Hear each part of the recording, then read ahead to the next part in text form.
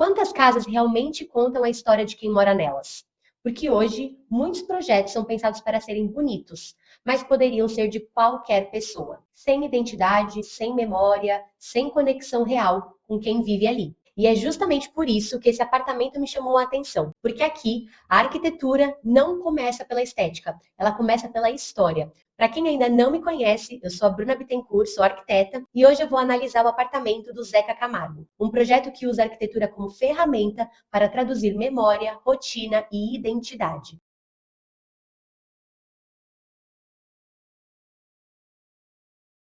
Esse apartamento fica em São Paulo, no bairro dos Jardins, tem cerca de 70 metros quadrados e está localizado no térreo de um edifício da década de 60. E isso já traz algumas características bem importantes. Planta mais compartimentada, pouca integração, ventilação limitada e uma relação ainda tímida com a área externa. Além disso, tem um fator que muda completamente o projeto. Esse foi o primeiro imóvel do Zeca, comprado nos anos 90. Ou seja, não é só um apartamento, é um espaço carregado de história. E aqui entra o principal ponto desse projeto. Depois de anos, esse apartamento precisava se reinventar. Ele ficou um período vazio e voltou com uma nova proposta, se tornar um refúgio. Só que existia um conflito muito interessante aqui. De um lado, uma carga afetiva muito forte. Do outro, limitações reais de espaço, ventilação e de layout. Então o desafio não era só reformar, era transformar, mas sem perder a essência.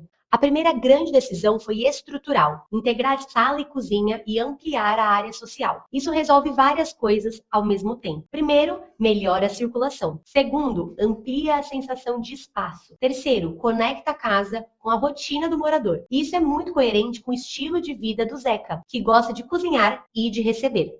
Outro ponto muito bem resolvido foi o uso de luz natural. O projeto incorpora o ambiente mais iluminado da casa ao living, criando um eixo visual que atravessa o apartamento até o jardim. Isso é uma decisão extremamente inteligente, porque em apartamentos pequenos, luz não é detalhe, é estratégia de projeto. Ela amplia, valoriza materiais e cria conforto.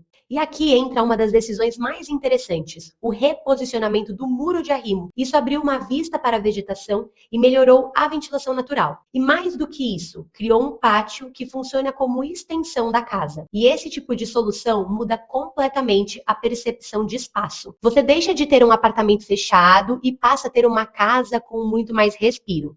Com o novo layout, o mobiliário passa a ter um papel muito claro, organizar os usos. O sofá orgânico marca o living, a estante define o espaço de leitura, ou seja, não são só peças soltas, elas estruturam o espaço. E isso é muito importante em plantas integradas, porque sem isso, tudo vira um grande vazio sem nenhuma função. Agora, entrando na parte mais sensível do projeto, a identidade. Os arquitetos criaram uma base neutra, paredes claras, concreto aparente, mais materiais suaves, e isso não é por acaso. Essa base funciona como pano de fundo para algo muito mais importante, as memórias do morador.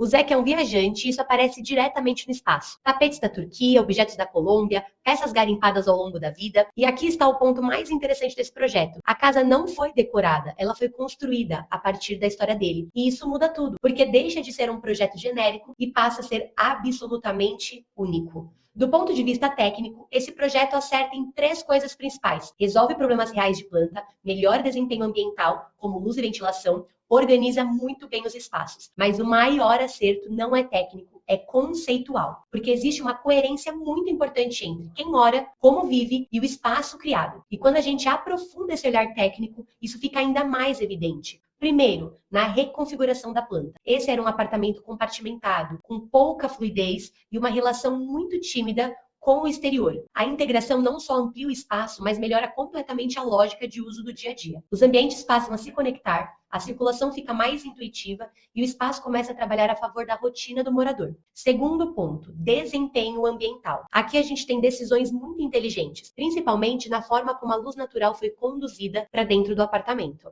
A incorporação de um ambiente ao living cria um eixo de iluminação mais profundo, permitindo que a luz percorra o espaço de forma contínua. Isso reduz áreas escuras, melhora a sensação de amplitude e aumenta o conforto do ambiente ao longo do dia. E junto disso, a abertura para o pátio e o reposicionamento do muro de arrimo melhoram a ventilação cruzada, o que em um apartamento térreo faz toda a diferença.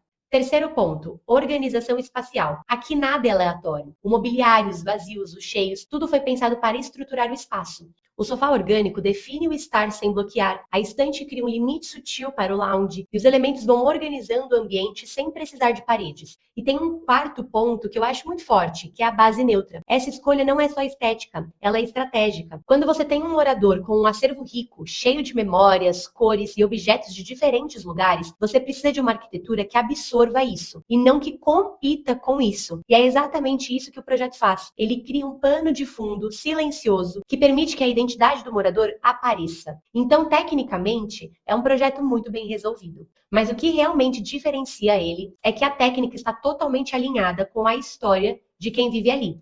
E aqui vai a minha opinião como arquiteta. Esse tipo de projeto é o oposto do que a gente vê muito hoje. Hoje, muitos apartamentos são pensados para parecer bonitos em fotos. Paleta neutra, tudo muito padrão, sem muita identidade. E aqui não. Aqui a estética vem depois. Primeiro vem a história, depois vem o espaço e só então vem a forma. E isso faz com que o projeto tenha muito mais verdade. Esse projeto levanta uma reflexão muito interessante. Quantas casas hoje realmente representam quem mora nelas? E quantas só seguem um padrão estético pronto? Porque no final, a arquitetura não é sobre tendência, é sobre pertencimento.